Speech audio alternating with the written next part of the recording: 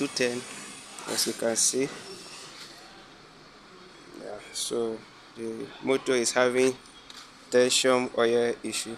The oil is mixing with water. So here I'm going to show you, if you don't have like if your coolant is bad, mixing with oil, there is a way you can do it to manage it till you get another replacement for the coolant. So here is it.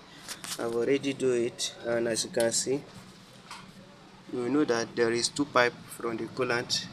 So there is one pipe going to the gear and the other one going to the coolant. So if you know that your oil is mixing with water, you can just pass this thing cross like this. You can see the way the pipe cross from coolant to coolant, then from gear, the other pipe that is going out to return it back to gear. You can manage it from where you are to safety destination, so you can make a change for the coolant. And let me show you the under. So when you come to the under, you lose the oil, you lose the valve body out. Make sure you lose the filter too. So you bring the filter out, you wash the filter very well, you clean the bottom plate so that you install it. And once you install the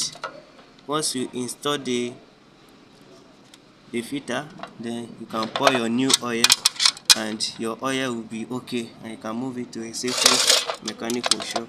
So in our next video, I'll be showing you how to fix filter and how to lose bottom plate. Thank you. Keep on following, and make sure you press the subscribe button so that you see more of our video. Thank you.